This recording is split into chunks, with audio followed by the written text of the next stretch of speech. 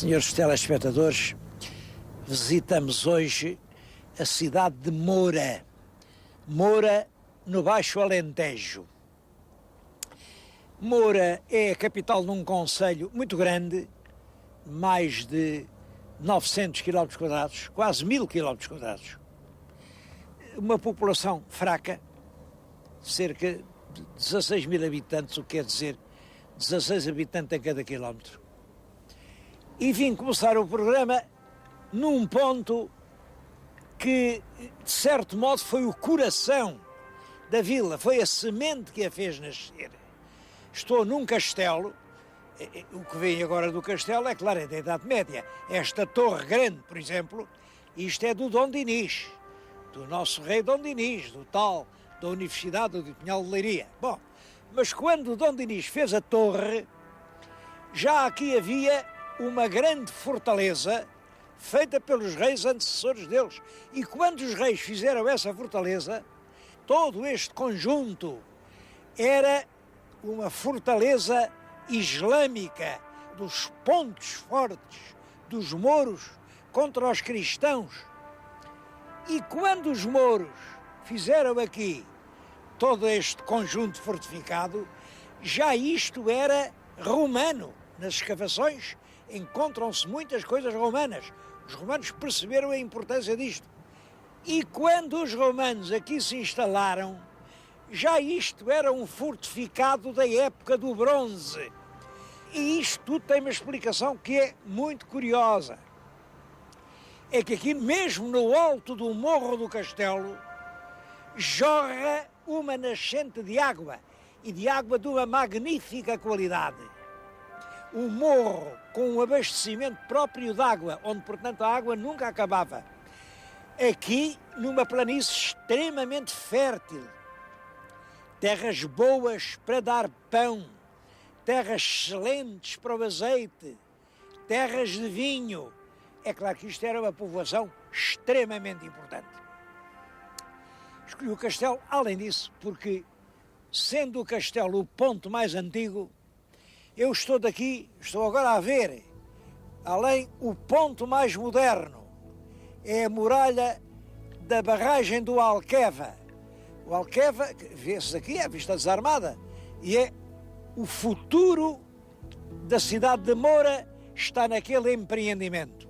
Vão ali reter as águas do Guadiana. Bem, o senhor telespectador que está a olhar para o Alqueva vê um vasto espaço de quilómetros, de campos e campos, e aquilo que é? Bom, aquilo é a REN, é a Reserva Ecológica Nacional. Ali moram as codornizes, as lebres, um ou outro javali. Agora os alentejanos não têm licença de morar lá. A Reserva Ecológica Nacional não deixa construir casas.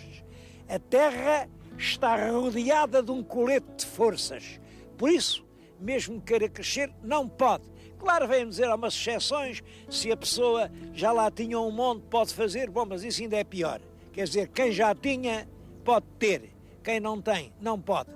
Eu penso que essa história de amordaçar povoações com as tais reservas é uma história que tem que ser revista quanto antes.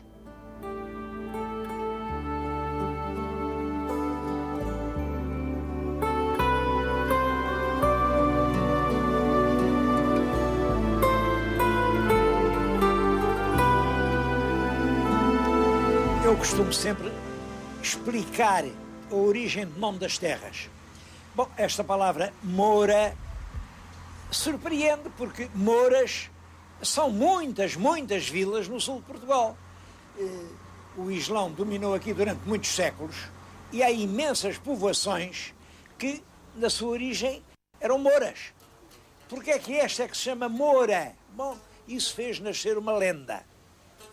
E é uma lenda que, ao contrário do que se diz, tem um pequenino fundo de verdade.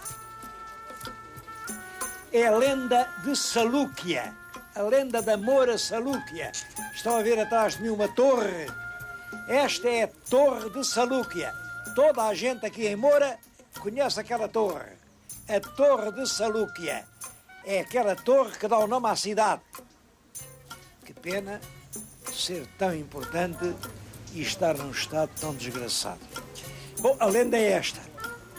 No tempo dos mouros, e quando já os cristãos andavam a conquistar o Alentejo e o Algarve, quem governava aqui no castelo era uma filha do alcaide, uma filha jovem, muito bonita, que se chamava Salúquia. Era a alcaidesa Salúquia. E a alcaidesa estava para casar, naturalmente, com um príncipe mouro, um príncipe também muito bonito. O príncipe devia chegar de uma hora para a outra e ela estava do alto daquela torre, é claro, torre nas alturas mais bonita, mais alta, e estava a olhar ao longe, a ver se via chegar o esperado noivo. Até que viu realmente uma cavalgada, vinha uma série de cavaleiros, todos com os fatos. Ela até viu o fato do namorado, é um fato muito bonito. Vinham todos a cantar e alegremente, como quem vem para um casamento. E ela mandou abrir logo a ponte levadiça, a cavalgada entrou no castelo. Simplesmente não eram mouros, eram cristãos. Eram cristãos porque uma tropa de cristãos tinha apanhado no caminho o cortejo dos noivos. Tinha morto o noivo, tinha morto a comitiva toda, vestiram os fatos deles e aproveitaram estas facilidades. A Salúquia a mandar baixar a ponte, a esperá-los ansiosamente. Claro, mal entraram a ponte levadiça, os cristãos desataram a fender aquelas cabeças, a cortar aqueles pescoços. Foi uma mortandade geral. E a pobre da Salúquia, olhem, subiu ao alto da torre e, para não ser também, enfim, morta ou escravizada pelos cristãos, deitou-se da torre abaixo. Claro que no fundo da lenda está a brutalidade da guerra entre os cristãos e os muçulmanos. Não há dúvida de que no século XII, no tempo de Dom Afonso Henriques, dois grandes guerreiros, a mando de Dom Afonso Henriques, conquistaram Moura e passaram à espada tudo quanto mexia. Depois, mais tarde, os mouros voltaram e isto vem a ser cristão e português, de uma forma muito curiosa que lhes vou contar.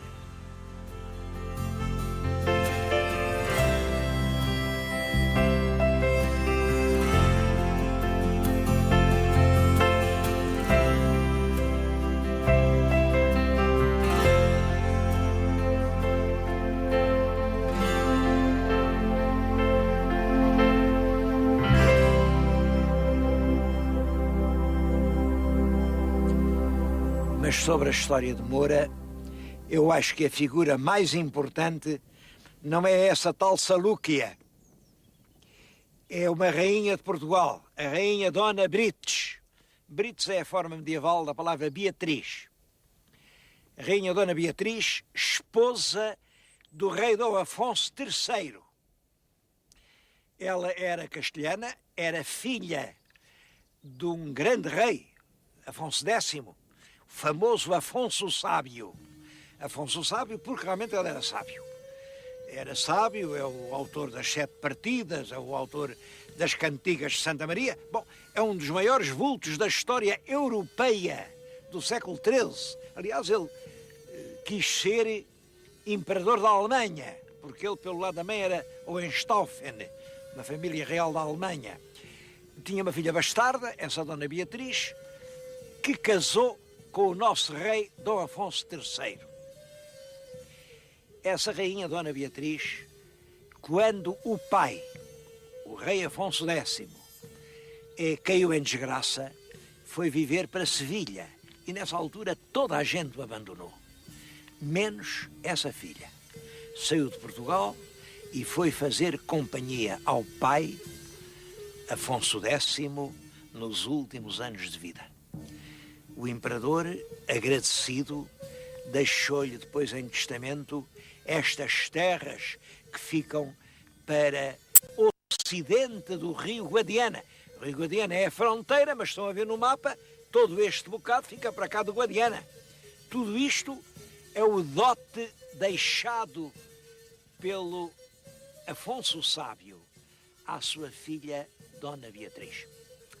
A verdade é que nunca se entenderam bem aqui, portugueses e espanhóis, sobre qual era a fronteira. Está bem, isto era da Dona Beatriz, mas onde é que era a fronteira? Era ali, era... Bem, tudo que estão a ver na vossa frente, tudo aquilo é Espanha. Este morro onde eu estou, a rocha desta parte é portuguesa, desta parte já é espanhola.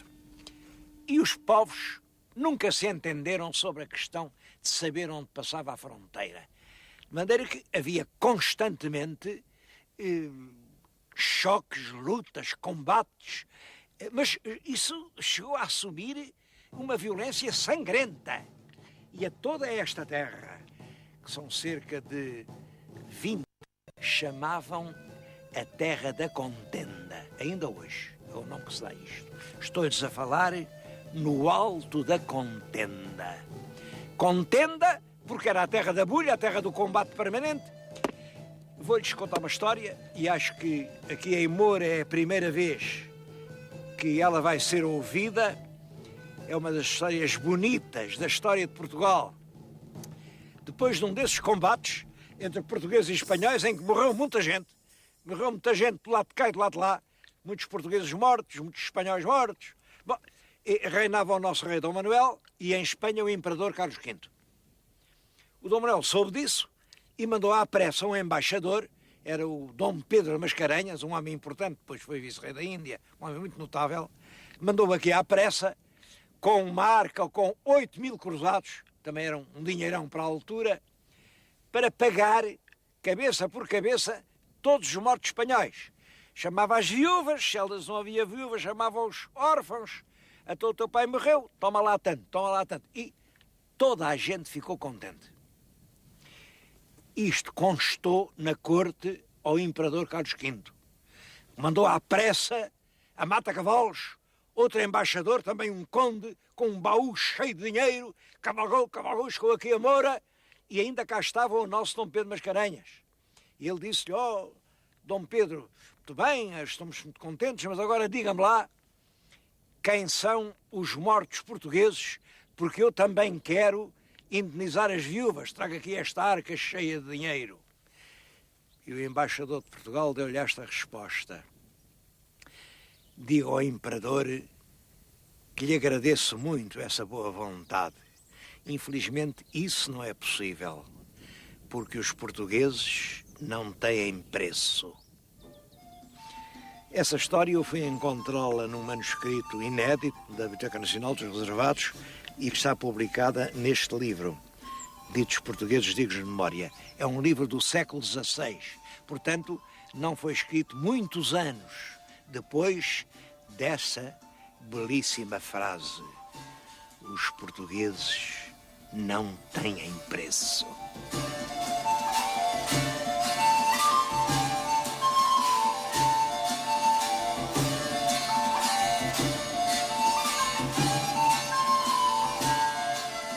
Essa contenda durou praticamente desde o século XIII ao século XIX.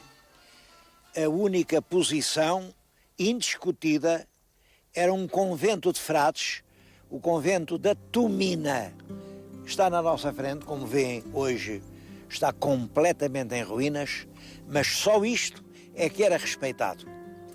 No resto da contenda, só se fez a paz no ano de 1892.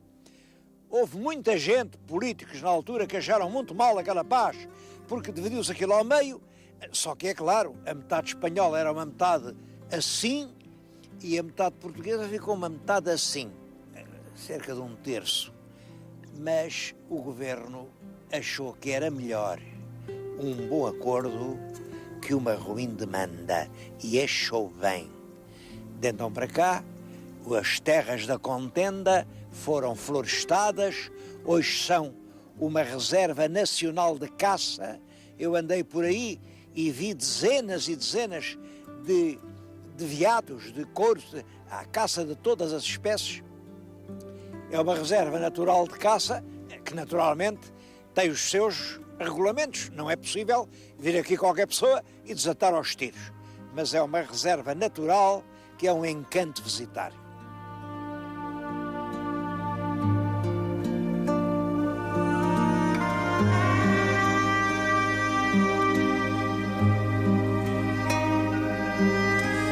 Há muitos outros aspectos em que Moura tem uma intervenção importante na história de Portugal.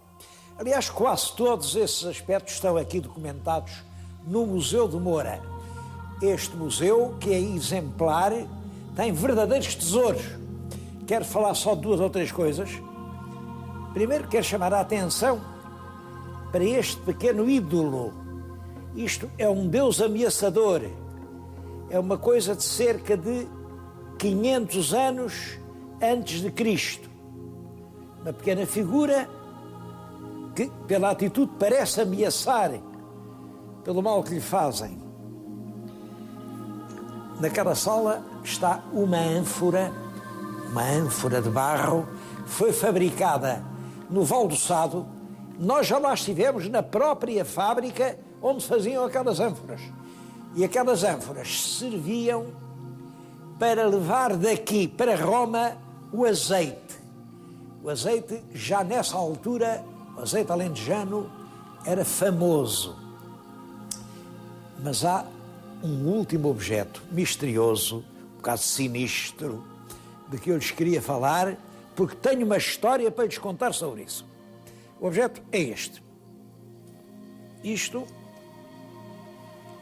como veem, não é uma espada, isto é uma adaga. Bem, o punho é moderno, o punho, isto foi acrescentado numa época posterior, talvez no século XVIII. A lâmina é realmente medieval e aqui tem gravado Portugal e aqui tem gravado Rei. É, portanto, esta peça é do século XV, pertenceu a um rei de Portugal e, segundo uma tradição de há muito tempo, esta era a adaga de El-Rei Dom João II. A adaga era o instrumento mortal que servia realmente para trespassar o inimigo. É claro, as pessoas perguntam como é que a adaga, uma arma pessoal do rei, veio parar a Moura. Eu também não sei. Mas sei uma coisa que se pode relacionar com isso. Quando o Dom João II assassinou o primo, Dom Diogo, Duque de Viseu, e assassinou realmente, tirando a adaga da cinta e trespassando-o, mandou, primeiramente, abraçá-lo por um fidalgo que era um homem fortíssimo, com músculos de aço, que era um Dom João Dessa, alcaide mor de Moura. Foi aqui de Moura que o alcaide mor Dom João Dessa foi a Setúbal para ajudar o Dom João II a assassinar, talvez com esta adaga, o pobre Duque de Viseu. Se assim foi, está perfeitamente explicada a presença deste instrumento em Moura. Bom, depois daquele facto, nada mais natural que o rei tenha oferecido ao Dom João Dessa a arma, enfim, que tinha ajudado àquela execução, só possível em virtude da ajuda do Dom João Dessa.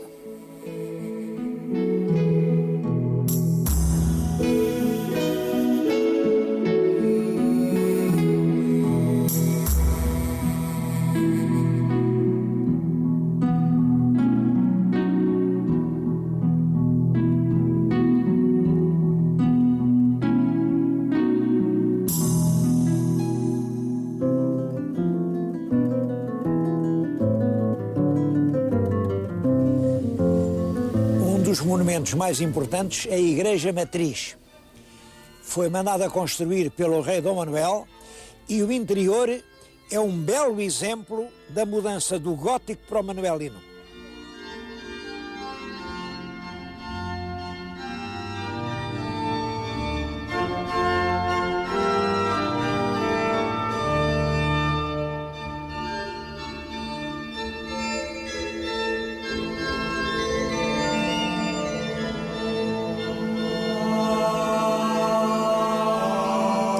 Outro monumento importante é o Convento do Carmo.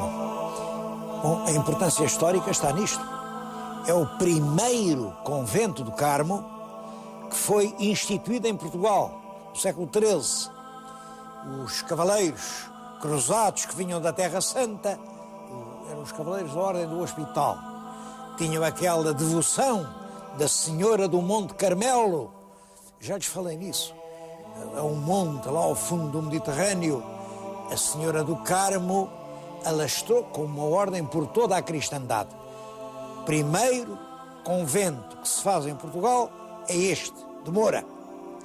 Hoje está num estado tristíssimo, de abandono. Vem este claustro, parece uma selva, porque realmente está completamente abandonado. Já foi misericórdia, nessa altura estava bem tratado, hoje não é coisa nenhuma e está votado a esta triste condição.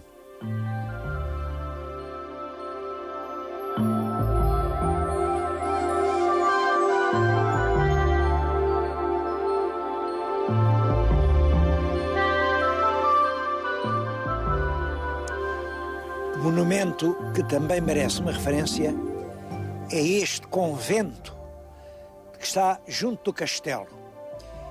É um convento dominicanas, feito no século XVI, mas feito sobre a igreja de Santa Maria do Castelo, que vinha do século XIII.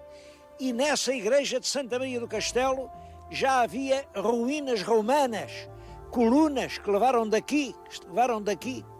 Pois bem, hoje isto é um pardieiro abominável, é uma vergonha.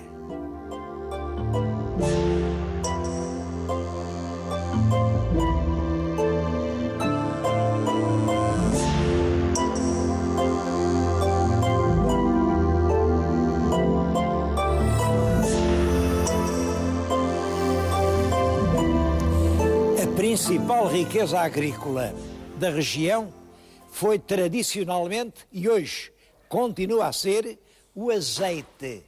O azeite aqui tem uma qualidade excepcional. Há até um ditado popular, quando uma pessoa é muito esperta, diz: tipo, é tão fino como o azeite de Moura. Bom, a produção aqui já foi muito maior do que é, porque durante alguns anos as pessoas andaram a arrancar oliveiras para meter outras coisas. Bom, hoje voltou-se ao contrário, porque a oliveira volta a ser realmente uma espécie de grande valor económico. Eu estou-lhes a falar na Cooperativa Agrícola de Moura e Barrancos, que é uma cooperativa que reúne 1000 produtores de azeite. E esses 1000 produtores produzem, em média, umas 15.000 toneladas de azeitona que é aqui tratada. E é aqui que se faz este azeite. É claro que o nosso país já produziu azeite que chegava para o seu próprio consumo. Hoje não, temos que importar metade. A gente consome umas 80.000 toneladas de azeite. Bom, e só produz umas 40.000. Portanto, metade vem de fora. Mas vem de fora, mas põe-lhe rótulos portugueses. E o senhor telespectador vai ao supermercado, compra uma garrafa muito bonita e julga que é azeite português. Pode perfeitamente não ser. A única maneira de ter a certeza de que é verificar que tem a designação de origem, seja de alguma das regiões portuguesas demarcadas. Bom, uma delas é realmente a de Moura, há outras, mas só esse é que há a certeza de ser português. E se for português, podem crer, é melhor.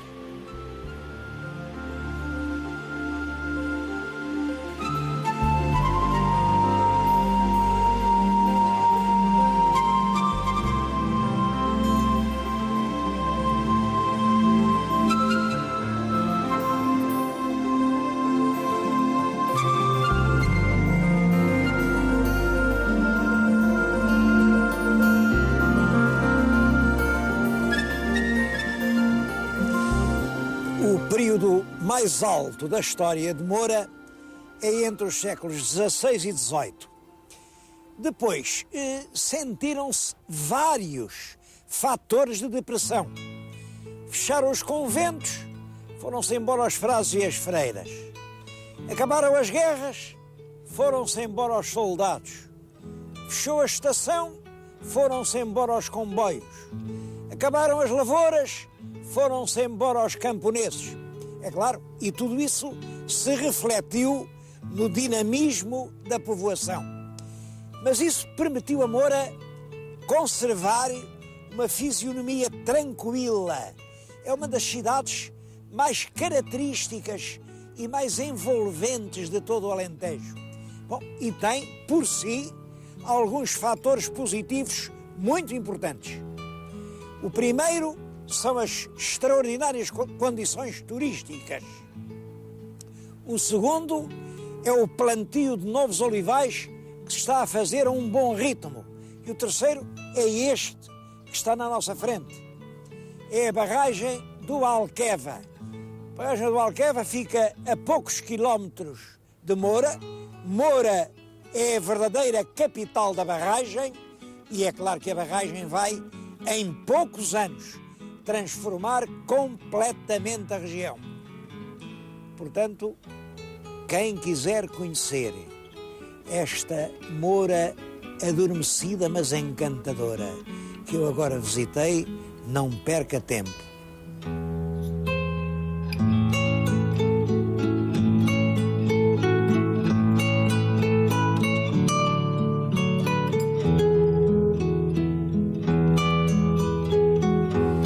Senhores telespectadores, a todos envio o meu cartão de boas festas.